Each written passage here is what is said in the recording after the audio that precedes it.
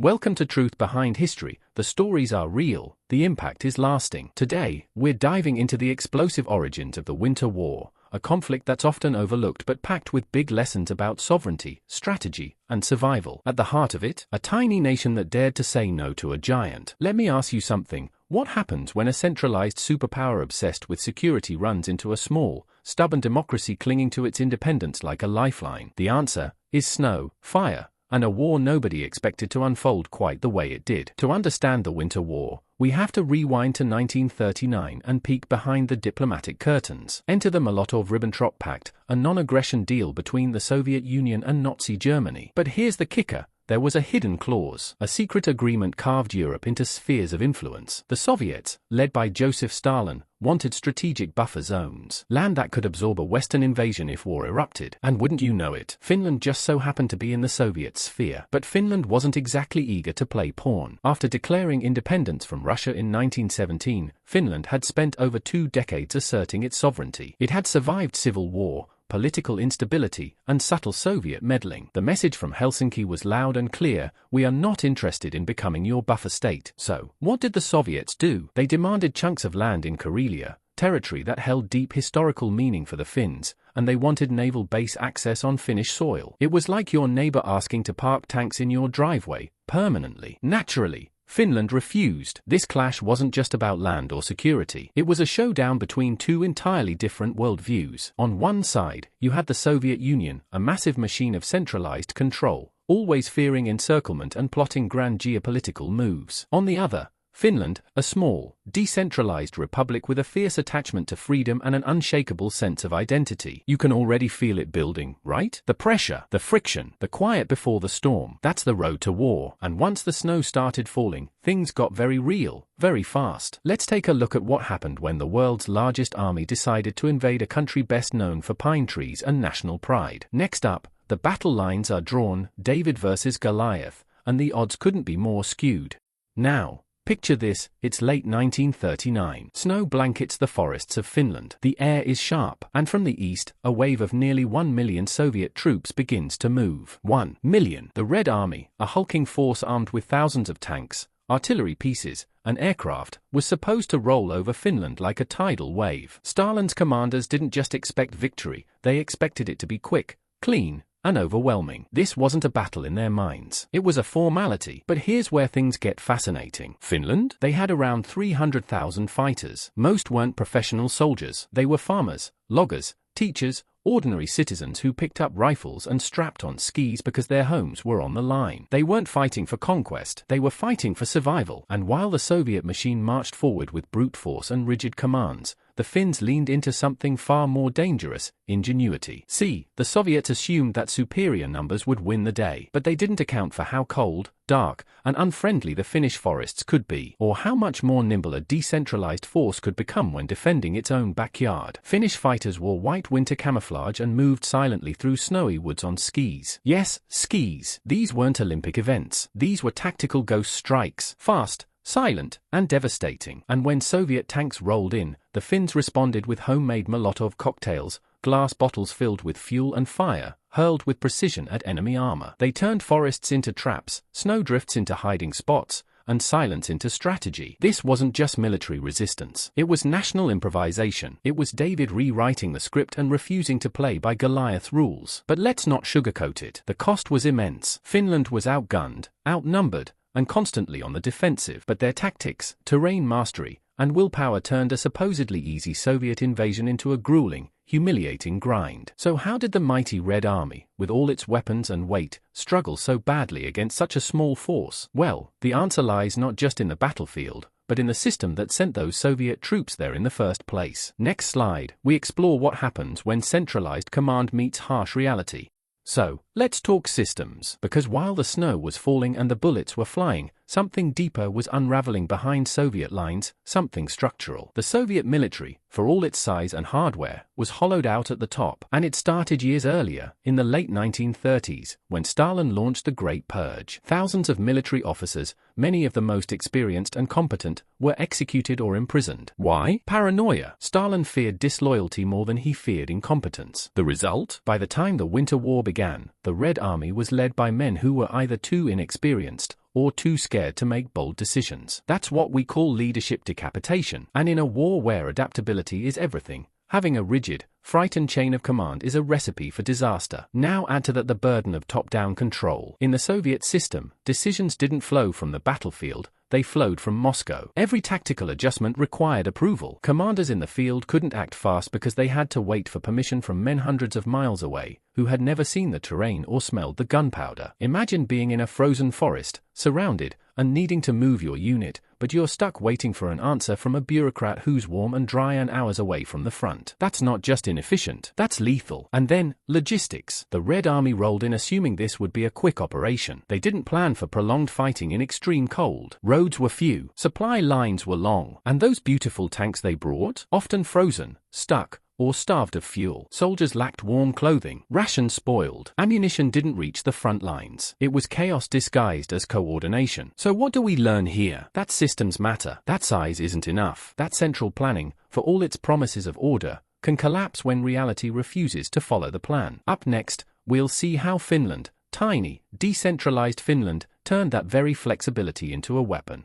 Alright, now let's flip the map and look at Finland's side of the war. Because while the Soviet machine was stalling in snowdrifts and choking on its own red tape, the Finns were writing the playbook on asymmetric defense. At the heart of it was something called moti tactics. It's a Finnish word that means log bundle, like the kind you'd chop up and stack for a fire. The metaphor is perfect. Finnish forces would isolate Soviet columns deep in the forest, cut them into smaller groups, like breaking a log pile apart, and then take them out, one by one. No direct confrontations, no frontal assaults, just fragmentation, encirclement, and elimination. It was brilliant and brutal. But these tactics didn't just come from smart generals. They came from unity. Finland didn't have a rigid, top-down military. What they had was trust between commanders, troops, and civilians. Decisions could be made locally. Units adapted quickly. People knew the terrain, they knew the mission, and most importantly, they knew why they were fighting. This wasn't just a military campaign. It was a national effort. You had farmers digging trenches next to high school teachers, hunters who knew every bend in the forest guiding units through frozen paths. Local knowledge became military intelligence. Civilian commitment became battlefield endurance. And they weren't alone. Thousands of volunteers came from Sweden and other sympathetic nations, bringing not just rifles, but morale. It told the Finns, the world sees you. Your fight matters. So ask yourself, what kind of system produces that kind of unity? What kind of culture makes people freeze, starve, and bleed not because they were forced, but because they believed it was right? This wasn't just a decentralized defense. It was a decentralized spirit, and it turned Finland into something the Soviet Union couldn't compute, an underdog with nothing to lose and everything to protect. Next, we zoom out to look at the economics of it all, how both sides paid for this war, and what their spending says about their systems. Let's talk money, or more accurately, let's talk what happens when you don't have much of it. War isn't just about guns and soldiers, it's about resources, logistics, and economic muscle. But here's the twist, in the Winter War, the wealthier superpower wasn't necessarily the more efficient one. Start with the Soviet Union. It had vast resources, a massive industrial base, and a centralized economy designed to produce weapons in bulk. But here's the catch, those resources weren't distributed based on need or performance. They were allocated based on political priority. The result? Inefficiencies piled up like snowdrifts. Equipment went where it should go, not where it was actually needed. There was no price system to signal shortages or overproduction. There was no competition to spur innovation. Just quotas, 5-year plans, and wishful thinking. Tanks were made, tons of them, but they didn't work well in the Finnish winter. Ammunition was stockpiled, yet often in the wrong locations. Supplies were ordered, but never arrived where they were needed most. This is what happens when your economy can't respond to real-time conditions. Now let's look at Finland. Far smaller, far poorer, but also far more agile. Finland didn't have the luxury of excess. Every bullet counted, every coat mattered, and that scarcity forced innovation. Factory workers retooled machines overnight. Local communities organized supply chains without waiting for government orders. When standard equipment ran out, they improvised, building new gear or modifying captured Soviet weapons on the fly. Price signals still worked. Markets adjusted. Needs were met, not always fully, but far more efficiently than you'd expect from a country fighting a war in sub-zero temperatures. What you're seeing here is the difference between two economic systems under pressure. One tries to centrally plan its way through the storm and slips on the ice. The other adapts on the ground, quickly, locally, and effectively. And this matters, because war doesn't reward raw inputs. It rewards coordination, responsiveness, and the ability to do more with less. So what happened when the shooting stopped? Next slide, we look at peace, or at least, something like it. After 105 days of brutal combat, frozen forests, and staggering losses, the guns finally went silent. But the silence wasn't victory, it was exhaustion. In March of 1940, the Treaty of Moscow was signed. And let's be clear, this was no triumphant ending for Finland. Despite their heroic defense, they were forced to make painful concessions. Over 10% of their territory was handed over to the Soviet Union, including the strategic Karelian Isthmus. Think about that. After defying one of the largest militaries in the world, Finland still had to give up land, homes, and historical heartland. Over 400,000 Finnish citizens, nearly 12% of the population, had to evacuate and resettle. Entire towns were abandoned. Families uprooted. History, once lived, was now lost behind new borders. But here's the twist. While the Soviets claimed land, they lost something bigger: prestige. The world saw what happened. The image of Soviet invincibility took a massive hit. Stalin had expected a quick win. What he got was global embarrassment. A war that was supposed to last days dragged on for months and exposed the Red Army's weaknesses in front of an audience that was paying attention, particularly one man named Adolf Hitler. In fact, some historians argue that the Winter War played a key role in Hitler's decision to invade the Soviet Union in 1941. He saw how poorly they had performed in Finland and assumed they'd fold just as easily in a wider conflict. So while Finland lost land, the Soviet Union lost credibility. And Finland? They gained something intangible but powerful: a hardened military, a unified national spirit, and the respect of the world. The peace treaty might have ended the shooting, but it didn't end the consequences. Next up, we zoom out and ask a timeless question: what does the Winter War teach us about asymmetry, and how do its lessons still echo today? Now let's take a breath and step back, because the Winter War wasn't just a local conflict. It was a textbook in real time on how asymmetry works in war, and why the smallest player in the room can sometimes change the whole game. So what exactly is an asymmetric conflict? It's when one side holds overwhelming advantages in manpower, equipment, and resources, while the other side holds advantages in things you can't easily measure, like terrain familiarity, morale, flexibility, and motivation. And Finland was a masterclass in all of it. Their deep knowledge of the forest terrain, their winter survival skills, their decentralized command structure, and most of all, their will to defend what was theirs, made them more dangerous than any Soviet general had imagined. Meanwhile, the Soviet Union discovered that mass and might don't mean much when your soldiers don't know why they're fighting, or when your tanks can't turn around in narrow forest roads. Sound familiar? Fast forward through history, and you'll see echoes of this everywhere. Vietnam, Afghanistan, Ukraine. The pattern repeats: large invading forces struggle against smaller, more committed defenders who know the land, understand the culture, and have something deeply personal to fight for. And what about the systems behind these wars? Asymmetry isn't just military, it's political, it's economic, it's psychological. It raises questions about how we organize power, how we adapt under pressure, and whether the systems built for control and dominance are the same ones that can actually win when conditions change. In short, the Winter War is not some dusty footnote in history. It's a warning, a case study, a lesson in what happens when giants assume they can't fall, and when the underestimated rise up with fire in their lungs and snow on their boots. Next slide will bring it all home. What does this war reveal about systems, about people, and about the strange and stubborn shape of freedom?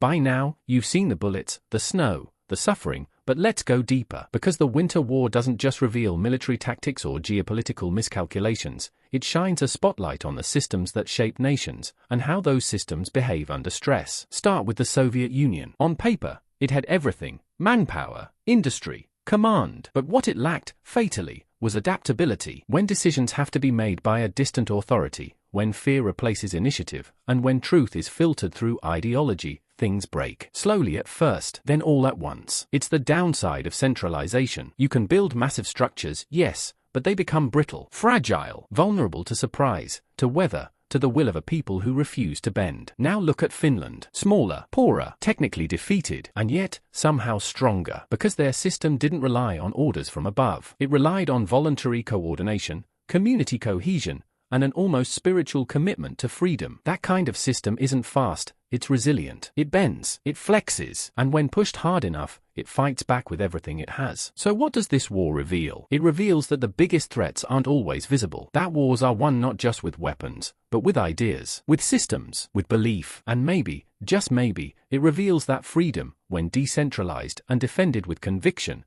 can do what empires fail to predict. Next slide, we take one final step. We explore the memory of the war, what it means now, and what questions it still dares us to ask. So here we are, at the end of the war, but not the end of the story. Because history doesn't just live in books or treaties. It lives in memory, in how a people remember what they fought for and why. For Finland, the Winter War became a defining chapter in national identity. Not because they won militarily, by the numbers, they didn't. But because they endured, they resisted, and they proved that sovereignty isn't measured in territory, it's measured in how fiercely you defend it. This war is remembered in songs, statues, and solemn silences across Finland. But it also lingers in the global subconscious, an uncomfortable reminder that empires can stumble, that small nations can stand tall, and that systems built on fear can be shaken by ordinary people with extraordinary resolve. And maybe that's what matters most, because behind every snow-covered trench and every desperate skirmish, there was something universal. A longing for dignity, a defense of home, a refusal to surrender to coercion, no matter the odds. So the real question isn't, who won the Winter War? The real question is, what does it say about us? About how we build our societies? About what we're willing to defend? About the quiet power of voluntary action, community trust, and the courage to say no, even to giants. If you found this story as powerful and surprising as we did, don't forget to like, comment, and subscribe to Truth Behind History. And if you want to hear the podcast version of this episode, check the link in the description. We've got more stories like this, moments that reveal not just what happened, but why it still matters. Because history isn't just behind us, it's in us, and it's always knocking.